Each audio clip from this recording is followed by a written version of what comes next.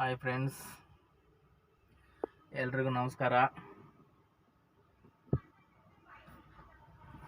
ಈಗ ನಾನು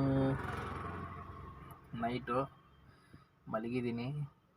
ಆದರೆ ನಾನು ಇರೋದು ಮನೆಯಲ್ಲಿಲ್ಲ, ಗಾಡಿಯಲ್ಲಿ ಮಲಗಿದ್ದೀನಿ. ಗಾಡೀಲಿ ಹೆಚ್ಚಿನವ್ರಿಗೆ, ನಮ್ಮ ಟೂರಿಸ್ಟ್ ಡ್ರೈವರ್ಗಳಿಗೆ ಗೊತ್ತಿದೆ ಯಾವ ಥರ ಮಲಗೋಕ್ಕೆ ಎಷ್ಟು ಅನುಕೂಲ ಇದೆ ಗಾಡಿಯಲ್ಲಿ ಅಂತೇಳಿ. ಆದರೆ ಹೊರಗಳವರಿಗೆ ಗೊತ್ತಿಲ್ಲ. ಹಾಗಾಗಿ ಈ ವಿಡಿಯೋ ಮಾಡ್ತಾ ಇದ್ದೀನಿ ಫ್ರೆಂಡ್ಸ್. ನೋಡಿ, ಈ ಕಡೆ ಕಿಟಕಿಗೆ ಒಂದು ಸೊಳ್ಳೆ ಪರ್ದೆ ಹಾಕಿದ್ದೀನಿ. ಗಾಡಿಗಳಿಗೆ ನೋಡಿ, ಡ್ರೈವರ್ ಸೀಟಿಗೆ ಒಂದು ಬೆಡ್ ಹಾಕಿದ್ದೀನಿ. ಬೆಡ್ಶೀಟ್ ಹಾಕಿಬಿಟ್ಟು ಈಗ ಮಲಗೋಕ್ಕೆ ರೆಡಿ ಆಗ್ತಾ ಇದ್ದೀನಿ ಫ್ರೆಂಡ್ಸ್. ಗಾಡಿಯಲ್ಲಿ ಮಲಗೋದಂದರೆ ಭಾರಿ ಕಷ್ಟ. ಯಾಕಂತಂದರೆ ಸೆಕೆ ಆಗ್ತದೆ ಗಾಡಿ ಒಳಗಡೆ, ಮತ್ತು ನಿದ್ದೆನೂ ಬರಲ್ಲ. ಹಾಗಾಗಿ ಏನು ಮಾಡೋಕ್ಕಾಗಲ್ಲ, ಮಲಗಬೇಕಂದ್ರೆ ಮಲಗಬೇಕು.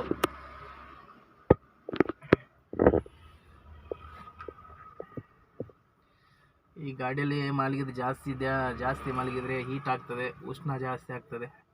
ಆಲ್ರೆಡಿ ಮಂಗಳೂರು ಉಷ್ಣನೇ, ಅದರಲ್ಲಿ ಈಗ ಇದು ಬೇರೆ.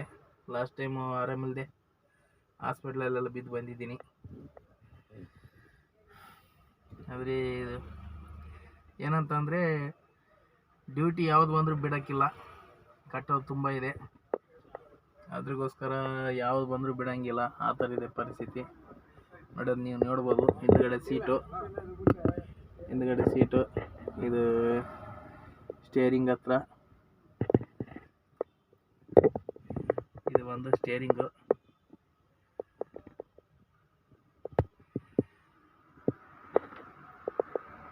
ನೋಡಿ, ನೀಟಾಗಿ ಕಾಣ್ಬೋದು, ನಿಮಗೆ ಗಾಡಿ ನೋಡ್ಬೋದು ನೀವು. ಈ ಥರ ಕಾಣುತ್ತೆ ನೋಡಿ, ಈಗ ಕ್ಲಿಯರ್ ಕಾಣುತ್ತೆ ನೋಡಿ. ಮುಂದುಗಡೆದೆಲ್ಲ ಸ್ಟೇರಿಂಗು, ಮತ್ತು ಮುಂದೆದು ಲೆಫ್ಟ್ ಸೈಡ್ದು ಸೀಟಿಗೆ ನಂದು ಶರ್ಟ್ ಹಾಕಿದ್ದೀನಿ, ವೈಟ್ ಶರ್ಟು. ಪುನಃ ಬೆಳಿಗ್ಗೆ ರೆಡಿ ಆಗಬೇಕು. ಈಗ ನೈಟ್ ಇದರಲ್ಲಿ ಮಲಗಬೇಕು. ನೋಡಿ ಫ್ರೆಂಡ್ಸ್, ಈ ಥರ ಇದೆ ಗಾಡಿಯಲ್ಲಿ. ಜಾಸ್ತಿ ಗಾಳಿ ಆಡಲ್ಲ, ಒಂದು ಕಡೆಯಿಂದ ಸೆಕೆ ಬೇರೆ. ಅದು ಇಷ್ಟು ದಿನ ಇರಲಿಲ್ಲ ಸೊಳ್ಳೆ ಪರ್ದೆ. ಮೊನ್ನೆ ನಮ್ಮ ಹುಡುಗ ತಂದಿದ್ದಾನೆ, ನನ್ನ ಫ್ರೆಂಡು. ಇದು ಎಲ್ಲಿ ಸಿಗೋದಿಲ್ಲ, ಬೇರೆ ಎಲ್ಲಿ ಸಿಗೋದಿಲ್ಲ. ಮೈಸೂರಲ್ಲಿ ತೊಗೊಂಡು ಬಂದಿದ್ದಾನೆ, ಹಿಂದದ್ದು ಮಾತ್ರೆ ತಂದಿದ್ದಾನೆ. ಅದಕ್ಕೆ ಎರಡಕ್ಕೆ ಸೇರಿ 150 ರೂಪಾಯಿ ಅಂತೆ. ನಮ್ಮ ಹುಡುಗ ತಂದಿದ್ದಾನೆ, ಅವನಿನ್ನೂ ದುಡ್ಡನ್ನು ತೊಗೊಳ್ಳಿಲ್ಲ. ಅವನೀಗ ಮದುವೆ ಗರ್ಭದಲ್ಲಿದ್ದಾನೆ. 28ಕ್ಕೆ ಬಂದು ಅವನ ಮದುವೆ. ಹಾಗಾಗಿ ಮದುವೆಗೊಂದು ಹೋಗಬೇಕು. ಹಾಗೆ ಮದುವೆ ಗರ್ಭದಲ್ಲಿ ಬಿದ್ದಿದ್ದಾನೆ ಫ್ರೆಂಡ್ಸ್ ನಮ್ಮ ಹುಡುಗ. ಯಾಕಂದರೆ ಇದು ಸೊಳ್ಳೆ ಪರ್ದದಿಂದ ಸ್ವಲ್ಪ ಸೆಕೆ ಕಡಿಮೆ ಆಗ್ತದೆ, ಯಾಕಂದ್ರೆ ಸ್ವಲ್ಪ ಗಾಳಿ ಆಡ್ತದೆ. ಇಲ್ಲಾಂದರೆ ಕಂಟಿನ್ಯೂ ಗ್ಲಾಸ್ ಕ್ಲೋಸ್ ಇದ್ದರೆ ಒಳಗಡೆ ಉಷ್ಣ ಜಾಸ್ತಿಯಾಗಿ ಬಾಡಿ ಹೀಟ್ ಆಗ್ತದೆ. ಬಾಡಿ ಹೀಟ್ ಆಗಿದರೆ ಅದರಿಂದ ಏನೇನು ಆಗ್ತದೆ ಅಂತೇಳಿ ಆಲ್ರೆಡಿ ಡ್ರೈವರ್ನವ್ರಿಗೆ ಆಲ್ಮೋಸ್ಟ್ ಗೊತ್ತಿದೆ. ಅದು ಬೆಂಗಳೂರು ಆ ಕಡೆ ಎಲ್ಲಿನೂ ಓಕೆ, ತೊಂದರೆ ಇಲ್ಲ. ಮಂಗಳೂರಲ್ಲಿ ಮಾತ್ರ, ಮಂಗಳೂರು, ಧರ್ಮಸ್ಥಳ, ಸುಬ್ರಹ್ಮಣ್ಯ, ಮತ್ತು ಈ ಕಡೆ ಶೃಂಗೇರಿ, ಹೊರನಾಡು ಈಗ ಸ್ವಲ್ಪ ಪರವಾಗಿಲ್ಲ. ಈಗ ಬೇಸಿಗೆ ಬಂತಂದರೆ ಕೂತ್ಕೊಳ್ಳೋಕ್ಕಾಗಲ್ಲ ಗಾಡಿ ಒಳಗಡೆ. ಉಷ್ಣ, ಸಿಕ್ಕಾಪಟ್ಟೆ ಉಷ್ಣ ಆಗ್ತದೆ. ಉಷ್ಣ ಆಗಿ ಫೈಲ್ಸ್ ಎಲ್ಲ ಆಗಿ ತುಂಬ ಕಷ್ಟ ಅನುಭವಿಸಿದ್ದೀನಿ.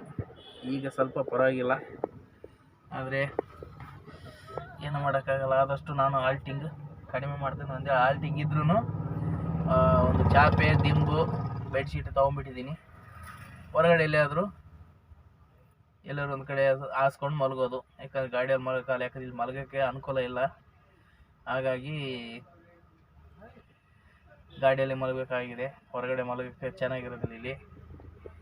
ಇದು ಹೋಗಿ ನನ್ನ ಆಂಧ್ರ ಕಸ್ಟಮರ್ ಬಂದಿದ್ದಾರೆ. ಹೋಗಿ ಎಲ್ಲೋ ಮಣಿಪಾಲದಲ್ಲಿ ರೂಮ್ ಮಾಡಿದ್ದಾರೆ ನನ್ನ ಕಸ್ಟಮರು. ಹಾಗಾಗಿ ನಾನೀಗ ಮಣಿಪಾಲದಲ್ಲಿದ್ದೀನಿ. ಏನು ಮಲಗೋದಷ್ಟೇ ಕೆಲಸ. ನಿದ್ದೆ ಬರ್ತಾ ಇದೆ ಅಲ್ಲ ಸಣ್ಣಿಗೆ.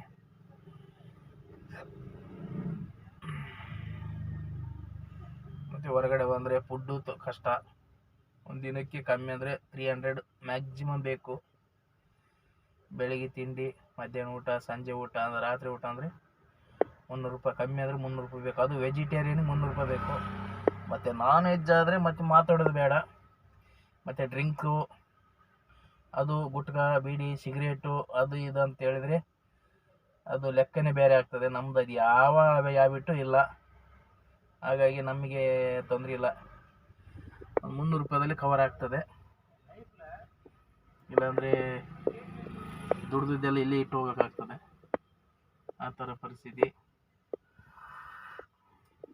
ನೋಡಿ. ಹೆಚ್ಚಿನವ್ರಿಗೆ ಗೊತ್ತಿಲ್ಲಲ್ಲ ನಾವು ಯಾವ ಥರ ಮಲಗ್ತೀವಿ ಗಾಡಿ ಒಳಗಡೆ ಅಂತೇಳಿ, ಹಾಗಾಗಿ ಈ ವಿಡಿಯೋ ಮಾಡ್ತಾಯಿದ್ದೀನಿ. ಇನ್ನೇನಿದ್ರು ಮಲ್ಕೊಂಬಿಡದೆ.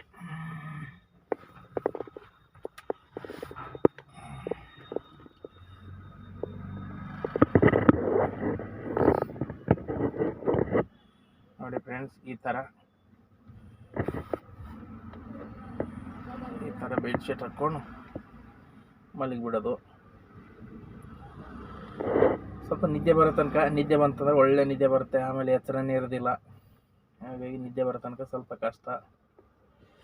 ಚೆನ್ನಾಗಿದೆ.